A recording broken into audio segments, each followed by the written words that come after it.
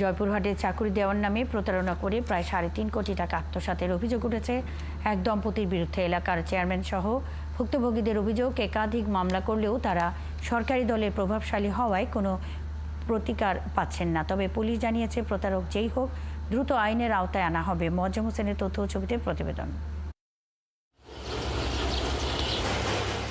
জয়পুরহাট শহরের নতুনহাট এলাকার আবু হেনা ফুল মিয়া তার স্ত্রী সেলিনা আক্তার ও শ্বশুর আনোয়ার হোসেনের বিরুদ্ধে প্রতারণা সিন্ডিকেট গড়ে তোলার অভিযোগ করেছেন এলাকার ভুক্তভোগীরা।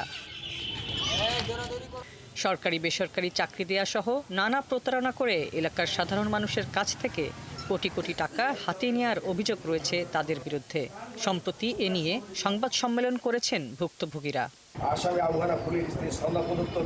এলাকাবাসীর অভিযোগ, প্রতারক আবু হেনা রাজনৈতিক প্রভাবশালীদের সাথে সম্পর্কের কথা বলে সর্বশান্ত করেছেন নিরীহ মানুষদের। সচিবালয়ে চাকরি, বিভিন্ন চাকরি দিবে বলে কোটি কোটি টাকা জয়পুরহাট থেকে আত্মসাৎ করেছে।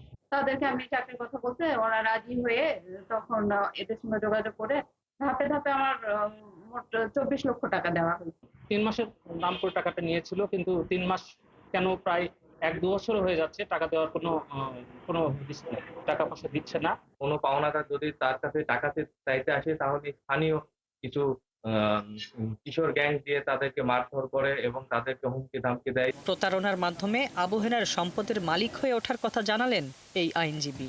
3.5 কোটি 50 লক্ষ টাকা মানে এরকম ফ্রড করে, চিট করে, প্রতারণা করে নিয়ে আত্মসাৎ করেছে এবং তারা আমার কাছে এই কাগজগুলো, তারা ডিড এবং ডকুমেন্টস আমার কাছে কাগজ মানে প্রেরণ করেছে। দীর্ঘদিনের অভিযোগের পর অবশেষে আবু হেনাকে স্ত্রী সহ গ্রেপ্তার করেছে পুলিশ।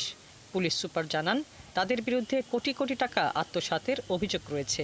তার বিরুদ্ধে একটি মামলা রুজু হয়েছে, তাকে আমরা গ্রেপ্তার করে বিজ্ঞ আদালতে প্রেরণ করেছি। আমরা তাকে রিমান্ডে এনে আরো বিস্তারিত জিজ্ঞাসাবাদ করে আরো তথ্য উদ্ঘাটন করে বাকি ভুক্তভোগীদের যে তারা হয়রানি করেছে সেগুলোর বিরুদ্ধে আমরা ব্যবস্থা নিচ্ছি। টাকা ফেরত সহ আবু হেনার প্রতারণার বিচার দাবি করেছে বিক্ষিপ্ত এলাকাবাসী। হাসিবা আলী বর্ণা, ৭১।